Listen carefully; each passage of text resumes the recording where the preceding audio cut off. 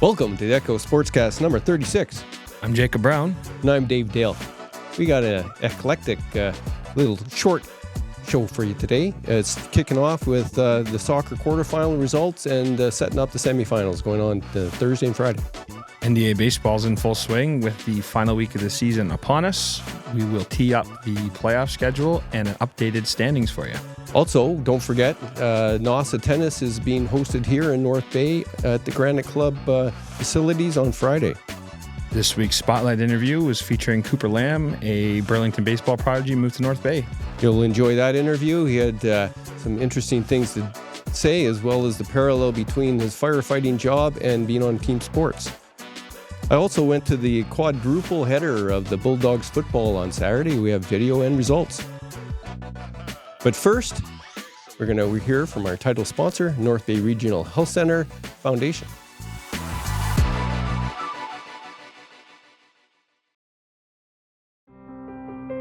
Dear North Bay, as a single mom and full-time student, life can feel overwhelming and budgets are always tight. But one thing I never question is how deeply I care about my community.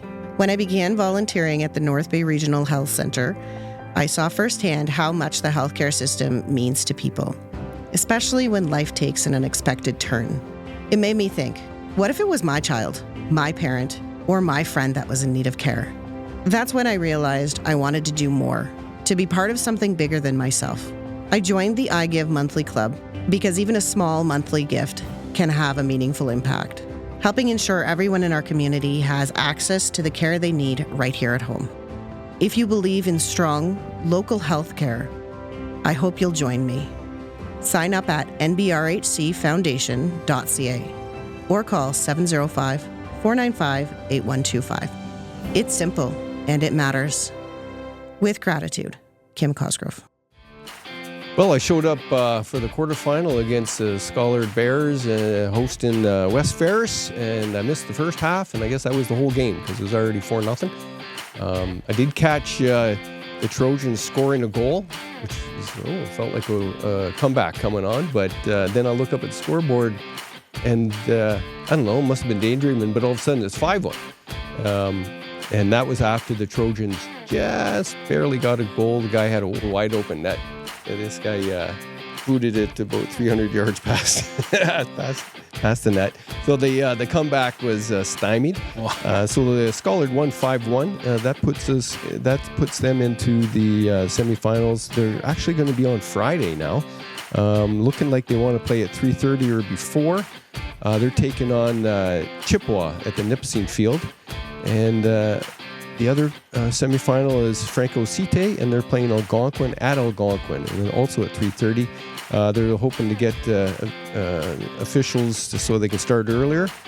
I'm not quite sure why, but maybe it has something to do with the baseball Friday night. So the final for the senior boys football is May 27th. Time and place to be announced. Varsity girls quarterfinal action. We had the Algonquin secondary team beating Northern Secondary 9-0. West Ferris beats Franco Cite in penalty kicks by a score of 4-3. And the semifinals will take place at 3:30 between West Ferris and Chippewa at the Nipissing Field, and at 4 p.m. on May 22nd between Algonquin and St. Joe's at Schollard Hall. Finals for the varsity girls soccer will take place on May 27th with a date and place to be determined. In junior boys NDA soccer action, the quarterfinal that was played between Franco and West Ferris. West Ferris won 3-0 at the Omishiv Field, and that puts them into the semifinals. They'll take on Schollard at the Schollard Field May 22nd. That's Thursday. We won't have that for you. And then the other semifinal is going to be Chippewa against Algonquin at Algonquin. Both games are at 6 o'clock. Thursday. The final will be Tuesday, May 27th. Time and place to be announced. Well, I thought that was an excellent game to show up to. It was a nice, tight game between you guys and the Bears. Tell me how it went. Yeah, high school baseball doesn't get much tighter. We had a 2-1 victory in favor of the Trojans yesterday. Quite the pitching matchup. 4 pitchers were used between the two teams. I believe there was a combined strikeouts between the two clubs of 20 strikeouts total for the game. So it was really good action, and we're definitely in full swing here at the NDA season with the regular season coming to a close on Friday. Who's that Spencer guy you had on the mound? He seemed like a player. Ryan Spencer, he's a born and bred North Bay athlete. He's been in Sudbury for the summers, the last few summers playing for the Voyageurs program, and I believe he has some opportunities south of the border next year for baseball. So really good player for sure. Who's on the mound for the Bears when I came? Nasty curveball, I think he had. I'm not sure. I believe you're referring to Cam Granger. He's playing with the 18U North Bay Panthers team, who actually play in the North Bay Men's League. Cam's quite the athlete as well. Your RBI was that hit by Young Mong? That was King Mong, yeah. Yeah. Ripped to right field. Yeah, that was a great hit. It was a good hit, and it was funny because you were there, obviously down the third base line, and I'm coaching third base, and we alluded to him earlier. Ryan Spencer ran right through coach's stop sign, but it's all's well and good when he's safe at home. Yeah, he was apologizing in the dugout, and you're saying, "No, that's okay. You're a hero. That erases the thing." Yeah, if you're gonna do it, you better be right. That's for sure. You better. Well, you know what? I was the way he slid. He tried to take out the catcher's legs. I got video of it, right? And he took him down. And it was like he came into the base, and we're almost horizontal, trying to sort of take him out a little bit. So you might want to talk to him about that. Yeah, we'll talk to him. I know there's a lot of contention in the NDA about whether to slide at home, whether to not slide at home, and how to do it and when to do it. You almost did a log roll. Yeah. Well, there's a lot of uncomfortability because you're being told one moment you have to slide at home, and then you don't really know if there's a play or not because you don't have eyes in the back of your head, right? So, yeah, definitely. I don't think there was any malicious intent there, but I definitely could see the contact from where I was standing down the third baseline. Well, it's confusing, right? Especially sure. if you're brought up watching, if you watch old baseball, you're expected to take out the guy. Right? For sure.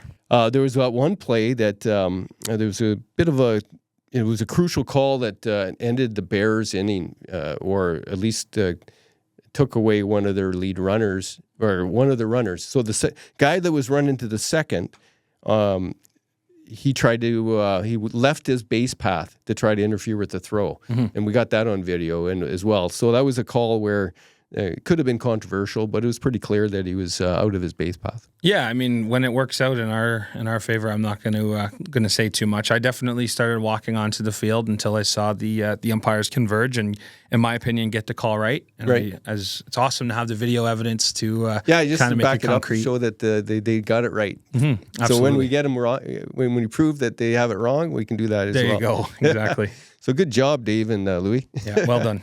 Well, what's coming up for the NDA baseball? So the NDA baseball, the updated standings as they are today, this recording on Wednesday, May 21st, each team has played 3 regular season games out of their 4-game schedule, except for Scholar Hall, who's completed their schedule. West Ferris is currently in the lead with a record of 2 wins, 0 losses, and 1 tie. Chippewa has 1 win, 0 losses, 2 ties. Franco Cite is at 2 wins, 1 loss. St. Joe's finished with a record of 1-2-1, and Algonquin is currently at the bottom, 0-3. So we have a schedule on Friday to finish off things with. So tonight.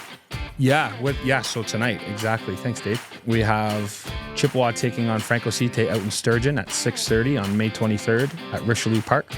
And we have the Algonquin Club playing host to West Ferris at 7 p.m. out at Veterans under the lights. So it should be a good wrap-up for the NDA regular season, with the one play-in game taking place, I believe, at 4 o'clock on May 27th.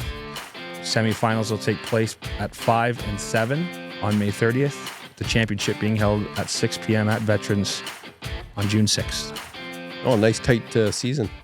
Yeah, it is. It's a tight turnaround. You better have everybody ready to go right off the hop because there's no easing into NDA baseball, that's for sure.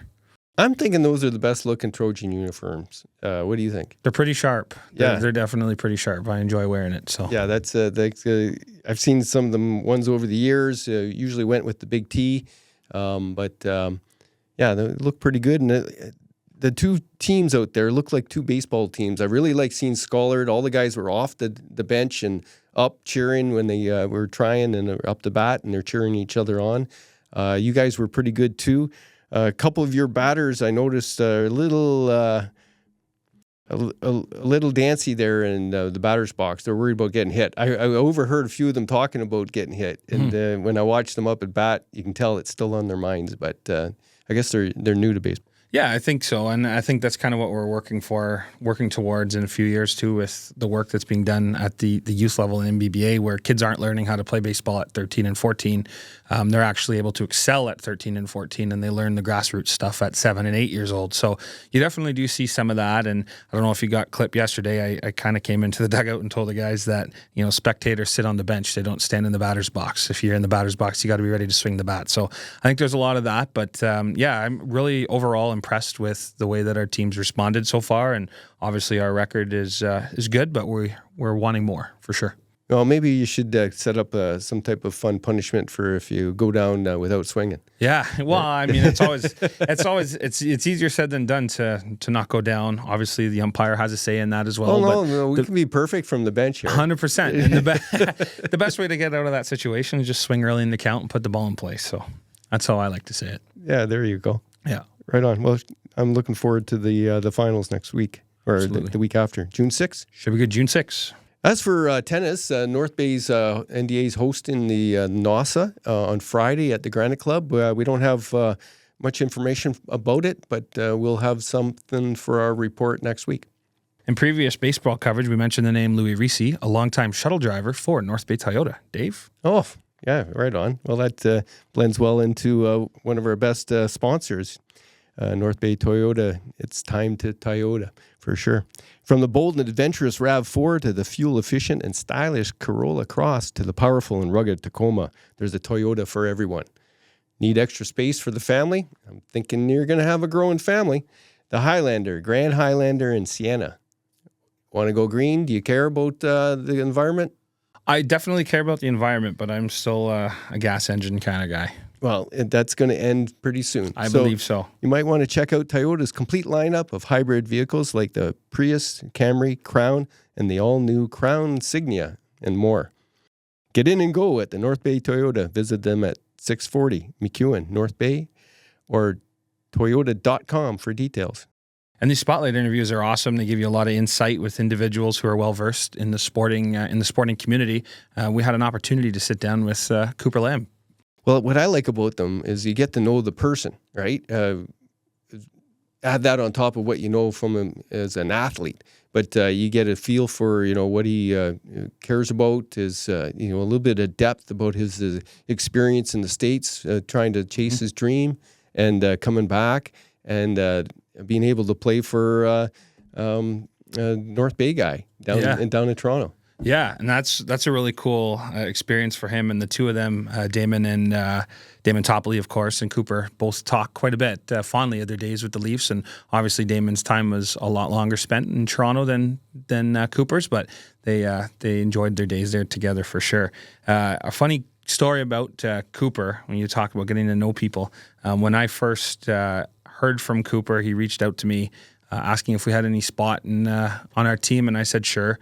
Kind of thinking he was just another run-of-the-mill baseball guy that just wanted to have some fun in the summer, get some exercise. And then what added to that was he asked me if I had any baseball pants he could borrow. So here I am sitting there worrying all day that, oh no, who do I have coming out for us? And this guy comes out and he had his baseball bag, about 6 bats in it, and his Maple Leafs helmet. The only thing he didn't have in North Bay with him was his pants. And his first at bat, he takes one over the fence onto the trains against Matt Sukram. So my worries were alleviated pretty quick. So it's been great to get to know Cooper, and he was an awesome conversation. Yeah, so let's get into the interview with Cooper Lamb. It's a good one. Today with us, we have Burlington product, turning North Bay home, Cooper Lamb. How's it going, guys? Right on. Cooper, thanks for coming. Big baseball player? Yeah, happy to be here. Well, what got you started in baseball, a little bit of your career? Early on, it was just like a lot of kids from Burlington probably. It was hockey in the winter and baseball in the summer. And at a certain point in time, it was time to choose between the two of them. And I chose baseball, I guess. That's the start. My granddad was a big influence. He was a baseball player. He played in the IBL like 100 years ago. All right, Cooper. Well, we'll dive into a little bit what you're doing now, but I want to kind of know how you got to North Bay. Why'd you come here? You came here for some forest firefighting, right? Yeah, so it kind of stemmed from baseball. I mean, I took a regular firefighting program at Seneca, which I was there playing baseball and taking that program, and I just wanted to do an emergency services job, whichever one I could get. Right out of school, and that was forest fire. So that brought me to North Bay. Awesome. In baseball, you also got to wear the Canadian flag on your jersey. Tell us a little bit about that. Yeah, that was pretty cool. Did a quick 2 trips with Team Canada's under-18 team. Kind of stemmed from Tournament 12, which they do at the Rogers Centre, big scouting tournament. That was another cool opportunity. Got to play on the Jays field and, see what it's like to be a big leaguer for the day. And then, yeah, did a couple trips down in Florida with the junior national team. Yeah. Oh, who did you play when you're? So the trips mostly consisted of playing against, I want to say like rookie ball, high A minor league talent.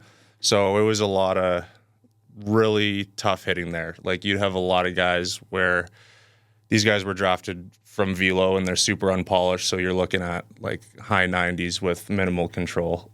So hitting down there was a challenge. So kind of like your pitching style. Yeah, sure. Yeah, there you go. So I believe if you Google Cooperland baseball, you'll find somewhere that you own a minor league home run against the Pittsburgh Pirates. Can you tell us a little bit about that? Yeah, I think I knew he was throwing a fastball and I just ambushed it. That's awesome. I was just hoping for a strike and I got one, I think. That's awesome. And you played for 3 teams in the IBL. Can you tell us a little bit about that experience? Yeah, so played for 3 teams now, eh? I did. It started in Burlington. They're the Welland Jackfish now. But coming back from school, I was looking from somewhere to play. I was coming back from the States, just looking to play some baseball in Canada. I didn't really want to pursue baseball in America anymore, and wanted to keep Canada my home. And that was the IBL. And lucky enough, there was a team for me in my hometown. I think I played 2 seasons there for Burlington, or parts of 2 seasons probably, and they moved to Welland, and that's when I ended up moving to Toronto to go to Seneca there, and played for the IBL Maple Leafs. Awesome. And since then, I think 2 years ago or last summer, I played a quick game for Barrie, but it's hoping to get some IBL games this year, but it's hard living in North Bay. Can you tell us a little bit about your relationship with the then skipper of the Toronto Maple Leafs, a friend of ours? Mr. Damon Topolie. Damon Topolie. Yeah, tell us a little bit about Tops. Tops is great. Tops is a great thing for baseball in North Bay. I think the best thing I've been able to do in North Bay is kind of help connect you and him, because you guys are definitely 2 powerful people here, and he kind of brings a lot of that baseball knowledge, and you with your organizational abilities, it's a match made in heaven. So yeah, he was coach for the Ontario Blue Jays, where I played my travel ball growing up. Gave me the opportunity to play for the Leafs, and yeah, I've only gotten closer since he's kind of come back to North Bay.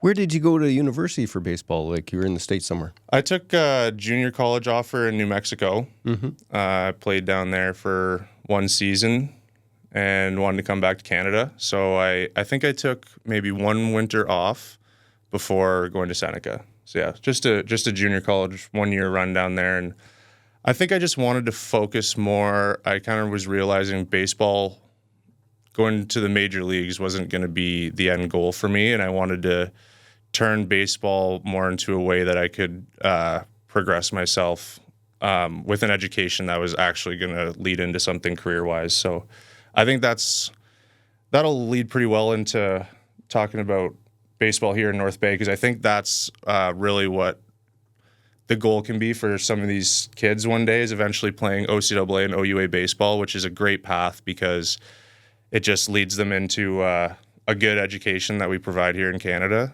And okay, on that, so let's talk about a little bit about North Bay baseball then. So you've been to very high elite levels at both the junior level and a little bit at the collegiate level.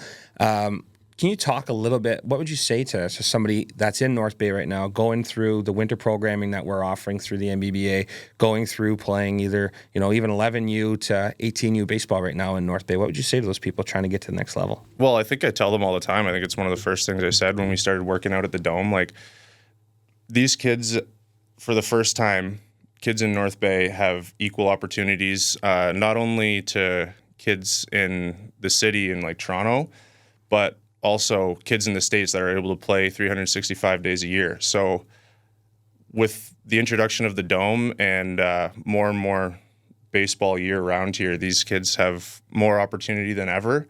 And it's kind of just on us to help them, but it's on them to take advantage of it. And they can, I think you're going to find very quickly that the talent level here is going to shoot up. It's going to skyrocket.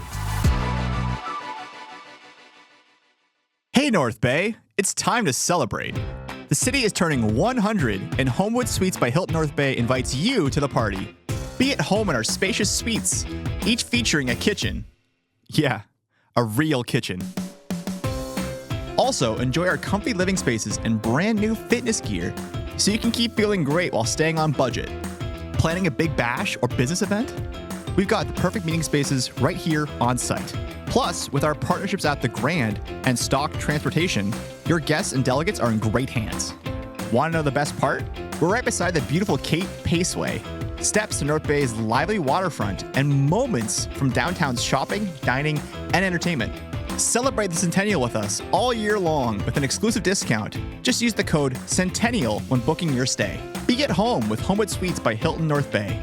Join the party today at 495 Oak Street West or call us at 705-495-3000. On the gridiron, the North Bay Bulldogs had their quadruple home opener, and it was a great day for football. Stands were filled with people. Unfortunately, none of the teams won, but they had a good showing. I showed up at the tail end of the Bantam game, so I missed the real cute guys at Tykes. I'm told that would have been better to have. The Bantams were very close. They're playing the Stallions from down south and near the Barrie area. Okay. I was actually having a nice conversation with a grandfather of whose kid went through that team. He still follows the team to take photos for them. Wow. Yeah. That's pretty special. I mean, there's a lot of people like that around town as well, that kids and grandkids have since moved on to other sports, but they're still religious followers of programs. So it's really cool to see that. Yeah, his son actually went further into, I guess, his grandson, really. And went to university, played some football, but was just about to give that career up and concentrate on his, becoming a doctor. I guess he has more options than some of us. Yeah. The one thing that I've always found really interesting about the North Bay Bulldogs organization is their ability to put on a show above and beyond the game of football. So whenever you go out there, win or loss, it seems like it's a good opportunity and a good experience for people to go and watch football. Yeah, well organized. They're selling pizzas and other stuff, refreshments. They have a good setup, a lot of good volunteers. I did get a text from Mark Mathon giving me a little bit of rundown on the team, so I'll read it here. The Tyke team had its first ever game and competed well for the first half. In the end, they lost 28-8 against an experienced Peel team. There was another game, first game ever for the JVs was in 2013 when they lost 60-0. So that's a bit of the history, and they found some success with some of the other divisions. The Bantam team, they lost 16-6. There was the last score, last-minute score. So it was close 9-6 when it was there. So the Bantams lost, but they put up a good fight. The JV game ran into some trouble with the rain, and the Spartans' run game was enough to propel them to a 28-0 win over the Dogs. So the Spartans came from Sudbury. Mm-hmm. So that rivalry is there's some sour taste, no doubt, in the North Bay Bulldogs right now. So we'll see what happens on the next game. The women's first ever game was an eye-opener for them. They're playing in a 19U sort of league, right? And their opponents were mostly 19. Looked like the Bulldogs were ready to go. I got a picture of them running on the field with the flag, and they're all set. And unfortunately, size and maturity is going to, dictate some of those results. They couldn't get the running game going, and 2 of their punts were blocked in the first quarter. So that's not good. They got caught deep in their end, and then there was I think there was an interception for a win, for a score. So that's they kept playing, but I had to go, so I didn't see that. I was told that they put up a good fight, and they're the development team. So this is what Matt had to say. The women's game was an eye-opener as the girls fought strong, but were hamstrung by mishaps expected in a brand new program, with this being the very first football experience for most of the girls. Special team problems. The London team found themselves in short field several times, leading to easy scores, and the block punts will do that. Yeah. The 50-14 score does not reflect the fight these girls had in them, Mark says. He also says Sorcy Fee scored the Bulldogs' first ever TD in women's competitive tackle football on a 50-yard breakaway run, and then scored again on a 40-yard reception and run. Our team had plenty of ability to compete well. The newness of football, especially on special teams, showed itself on Saturday against an experienced team of many 19-year-old girls. We expect this group to grow into a very competitive group as they are very young and will be together for a long while. Oh, well, congratulations. Definitely don't let the score keep you down. It sounds like a great valiant effort, and kudos to the girls and the individuals taking on that team, starting up a new program. It's awesome to see. I was looking at the senior men's football schedule, and I'm disappointed. The first game, I think, is June 6th, and it's in Ottawa against the GGs. They play at home on June 14th, but I'm going to be busy at the Hacienda celebrating my 60th birthday, so I'm not going to be there. There you go.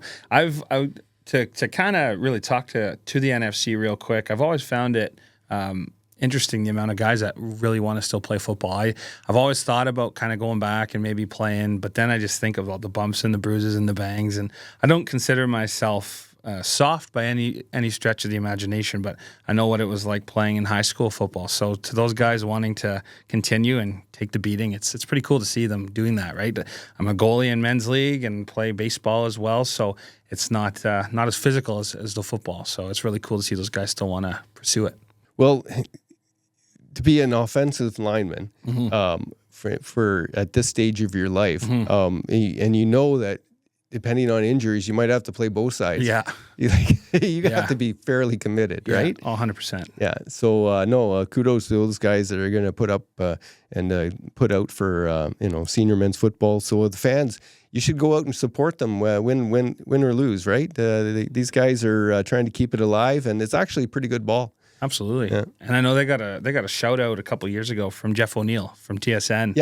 Who was here. I don't know if you remember that. But, I saw that video. Yeah, and he was just astonished, kind of the same thing that I'm saying, just that grown men want to still play and put their bodies through that. So it's really cool, and it's definitely exciting football. Lots of great athletes and players on that team. So we'll try to get the link to that sports report that O'Neill was O'Neill? Yeah, it was Jeff O'Neill on Overdrive. Yeah. Yeah, and he was talking about it, and it was very funny that because he just was flabbergasted that grown men would be still playing football. 100%. Yeah.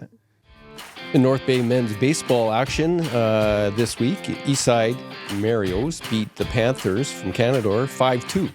Cooper Lamb went 6 strong innings, giving up 2 runs on 8 hits and 9 strikeouts. Jacob DeLongchamp pitched a scoreless 7th to record the save. Jacob Brown, Jason Marchand, and Jacob DeLongchamp knocked in the runs for Eastsides. Ethan Starrett and Oscar LaRose drove the runs in for the Panthers. Ben Ostiak was tagged with the loss on the mound. Late game saw Lavrak beat the Source for Sports 7-3, winning pitcher Matt Sukram.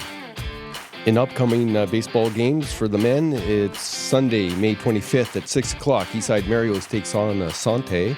On Monday, May 26th at 6 o'clock, Gateway Landscaping and the 18 New Panthers go at it on the Diamond at Veterans. 8:15, Source for Sports takes on Asante.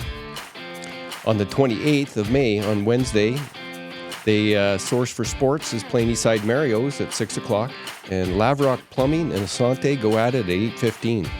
There's one more game, Sunday, June 1st, 6 o'clock, 18U Panthers and the Source for Sports go at it. If you have a sport that's not getting covered and you want it covered, please email me at dave@northbayecho.ca and we'll try to find a way to get you covered as well. I'll show up, do some video, interview a couple people, and get it going. So don't be shy. We want to cover all the sports, but we, can't be everywhere. And we need a little help. So thank you for that. So what do you think? Now you've done your second show. Yeah, it's 2 in. I haven't been fired yet. Maybe I'll get another week-long's contract. So no, it's really good to be here, Dave, and I appreciate the opportunity to chat. Yeah, right on. Well, thank you. Absolutely. And when Paul gets back from gallivanting all around the world there, we'll let him back in the show. There you go. Now he has big shoes to fill, right, Paul? Yeah, that's it. So thank you again. Please like, share, and comment, and make it move on the internet. Thank you. Have a good day.